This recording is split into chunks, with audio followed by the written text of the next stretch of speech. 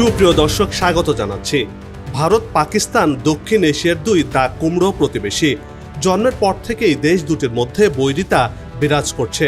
আবারও মুখোমুখি ভারত পাকিস্তান, যুদ্ধের দামামা বাজতে শুরু করেছে দুই দেশের মধ্যে। প্রশ্ন হচ্ছে, প্রতিবেশী দেশ দুটির মধ্যে কি যুদ্ধ বেঁধেই যাচ্ছে? ভারত কি পাকিস্তানে আক্রমণ করবে? এ বিষয়ে পাকিস্তান কি বলছে? কে কতটা প্রস্তুতি নিচ্ছে? এসব খবরের আদ্যপান্ত নিয়ে সাজিয়েছি এবারের পর্ব। বিস্তারিত জানতে পুরো ভিডিওটি দেখুন। দর্শক, চলুন চলে যাই মূল ভিডিওতে।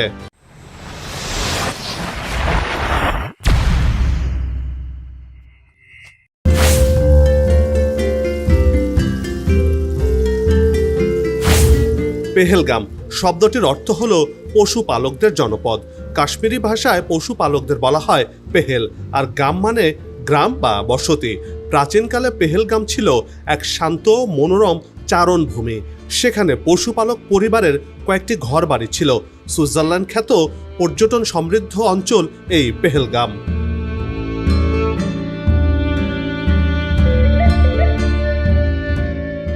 এপ্রিল 2025 সালের পর থেকে এই প্রাকৃতিক সৌন্দর্যে ঘেরা স্থানটি হয়ে গেছে বদ্ধভূমি। শুরু হয়েছে দোষারোপের খেলা। 22 এপ্রিল দুপুরে পেহেলগামে 28 জন ভারতীয় পর্যটককে নির্মমভাবে নিধন করা হয়। এটি একটি নৃশংস, নিন্দনীয় ও মানবতা বিরোধী অপরাধ। এ হত্যাকাণ্ড ইসলামী শিক্ষার বিরুদ্ধে যায়, কারণ ইসলাম নিরস্ত্র মানুষকে হত্যা সমর্থন করে না। সন্ত্রাসের কোনো ধর্ম, জাত নেই।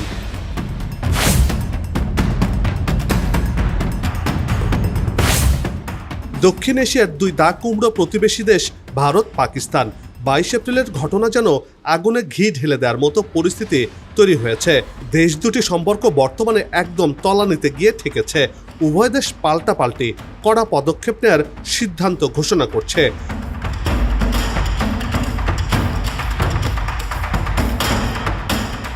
দু দশকেরও বেশি সময় পর ফের রণমেজাজে ভারত পাকিস্তান। দুই দেশের সীমান্তেই যুদ্ধের দামামা বাজতে শুরু করেছে। সেনা, নৌ, বিমান, তিন বাহিনীকেই প্রস্তুত করা হচ্ছে। আরব সাগরে রণতরী, ক্ষেপণাস্ত্র পরীক্ষা, নিজ নিজ সীমানায় যুদ্ধ বিমানের মহড়া ভাবিয়ে তুলছে বিশ্বকে, বিশেষ করে দক্ষিণ এশিয়াকে।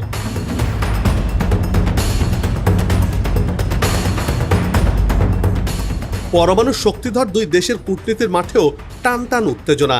চীন, যুক্তরাষ্ট্র, রাশিয়ার সঙ্গে শলা পরামর্শে অস্থির দুপক্ষই। 1999 সালের কার্গিল যুদ্ধেও এমন সাজ রব ওঠেনি দুই ভূখণ্ডে। সব মিলিয়ে রীতিমতো যুদ্ধের উত্তেজনা চলছে ভারত পাকিস্তান সীমান্তে।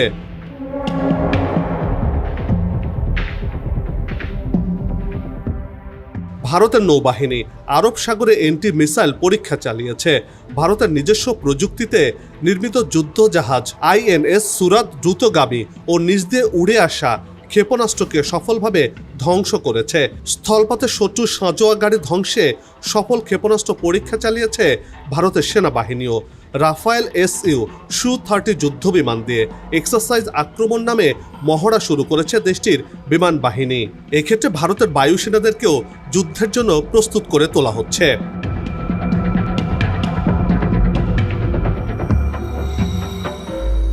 ভারতের পদক্ষেপে ফুঁসে উঠেছে পাকিস্তান, উঠছে প্রস্তুতির ধোঁয়া। পাল্টা জবাব হিসেবে ঐতিহাসিক সিমলা চুক্তি বাতিল করেছে পাকিস্তান। ভারতের সঙ্গে ওয়াগা সীমান্ত বন্ধ করে দেওয়ার সিদ্ধান্ত নিয়েছে দেশটি। করাচি উপকূল থেকে সারফেস টু সারফেস মিসাইল উৎক্ষেপণের নোটিশ জারি করেছে পাকিস্তান। 24-25 এপ্রিল পাকিস্তানি ক্ষেপণাস্ত্র পরীক্ষা করবে। সূত্রের বরাত দিয়ে এই তথ্য জানিয়েছে ভারতের সংবাদ সংস্থা ANI। সীমান্ত ঘেঁষা চৌকিগুলোতে হাই অ্যালার্ট জারি করেছে পাকিস্তান। কড়া হুঁশিয়ারি দিয়েছে দেশটির প্রধানমন্ত্রীর দপ্তরও।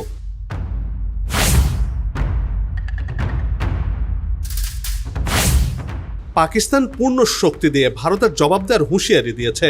পাল্টাপাল্টি এসব পদক্ষেপ সামরিক উত্তেজনা বাড়াচ্ছে। পূর্ণ শক্তির কথাতেই যেন সবকিছু এলোমেলো করে দিয়েছে, কেননা পাকিস্তানের কাছে পরমাণু অস্ত্র রয়েছে। প্রতিরক্ষা বিশ্লেষকরা বলছেন, জাতীয় নিরাপত্তা পরিষদের বিবৃতিতে সম্পূর্ণ জাতীয় শক্তির ব্যবহার কথাটির অর্থ পরমাণু অস্ত্র প্রয়োগের সম্ভাবনাকে উড়িয়ে দেওয়া যায় না। পূর্ণ শক্তি দিয়ে ভারতকে দমাতে চায় পাকিস্তান, আর এতেই পরমাণু যুদ্ধের আশঙ্কা করছেন সামরিক বিশ্লেষকরা।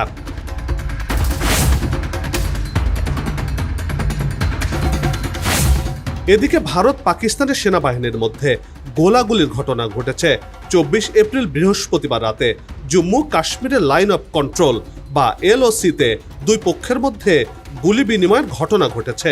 সামরিক সূত্রের বরাত দিয়ে ভারতীয় সংবাদ মাধ্যম এনডিটিভি এ তথ্য জানিয়েছে। ভারতীয় সেনাবাহিনীর দাবি, পাকিস্তানি সেনাবাহিনী প্রথমে ভারতের কয়েকটি পোস্ট লক্ষ্য করে গুলি চালায়, জবাবে ভারতের সেনাবাহিনীও গুলি চালিয়েছে। এতে কোনো হতাহতের ঘটনা ঘটেনি বলে সংবাদ প্রকাশ করেছে এনডিটিভি।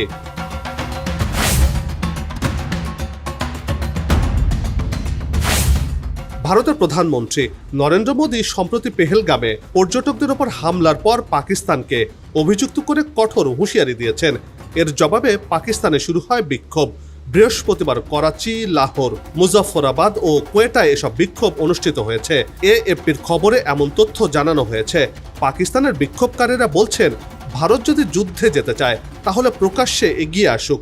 তারা এও বলছেন, ভারত সিন্ধু চুক্তি বাতিলের মাধ্যমে পাকিস্তানের সাথে কার্যত যুদ্ধ শুরু করে দিয়েছে। আর এতে পাকিস্তানেরও থেমে থাকা উচিত নয়, পাকিস্তানেরও এগিয়ে যাওয়া উচিত যুদ্ধের দিকে।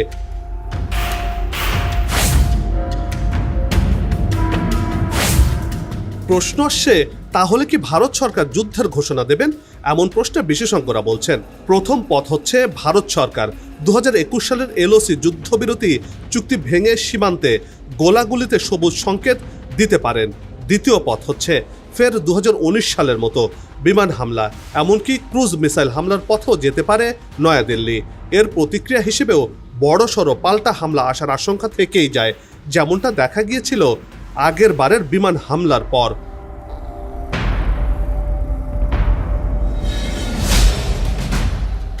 বিশেষজ্ঞদের অবশ্য দাবি, সার্জিক্যাল স্ট্রাইকের মতো সেনা অভিযানের সিদ্ধান্ত নেওয়া কেন্দ্রের নরেন্দ্র মোদী সরকারের পক্ষে বেশ কঠিন, কারণ সেক্ষেত্রে প্রত্যাঘাতের রাস্তা বেছে নিতে পারে ইসলামাবাদ।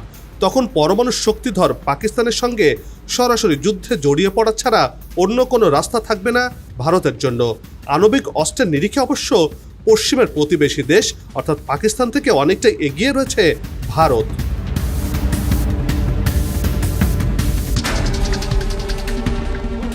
কোনো পথই ঝুঁকিমুক্ত নয়, আর এখন যুক্তরাষ্ট্র নানা ইস্যুতে ব্যস্ত, ফলে তারা হয়তো এই সংকট মোকাবেলায় যথাযথ ভূমিকা নিতে পারবে না বলেই মনে করছেন বিশ্লেষকরা। ভারত পাকিস্তানের যে কোনো সংকটে সবচেয়ে বড় ঝুঁকি হলো উভয় পক্ষই পারমাণবিক শক্তিধর দেশ। এই বাস্তবতা সামরিক কৌশল থেকে শুরু করে রাজনৈতিক হিসাব নিকাশ পর্যন্ত প্রতিটি সিদ্ধান্তকে গভীরভাবে প্রভাবিত করে। তাই উভয় পক্ষকেই অনেক সতর্কতার সাথে পদক্ষেপ নিতে হবে বলে মনে করছেন বিশ্লেষকরা।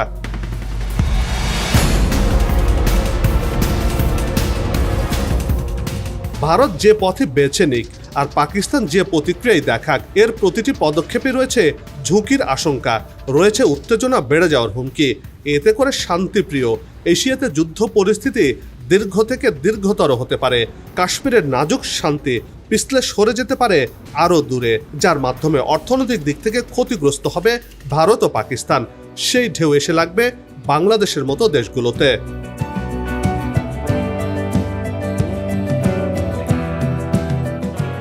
বন্ধ হোক যুদ্ধ, বিগ্রহ, হানাহানি, শান্তিময় হোক বিশ্ব, এমন প্রত্যাশা রেখে পর্ব থেকে বিদায় নিচ্ছে। তবে যাবার আগে সে একই অনুরোধ, যেখানে সেখানে ময়লা আবর্জনা ফেলবেন না, পরিবেশের ক্ষতি করবেন না, অযথা হর্ন বাজাবেন না। আপনার দেশে সৌন্দর্য রক্ষায় পোস্টার লাগানো থেকে বিরত থাকুন। যদি চ্যানেলটিতে নতুন হয়ে থাকেন, ভিডিওটি ভালো লাগে, তাহলে চ্যানেলটি সাবস্ক্রাইব করে ভালোবাসায় আবদ্ধ করবেন। ভালো লাগা না লাগার বিষয়টি কমেন্টে লিখে জানাবেন। কি ধরনের ভিডিও দেখতে চান তাও জানানোর অনুরোধ রইল। আগামীতে আবারও হাজির হব নতুন কোনো খবরের বিশ্লেষণ নিয়ে। নিজে ভালো থাকুন, দেশকে ভালো রাখুন, আর আমাদের সাথেই থাকুন। ধন্যবাদ।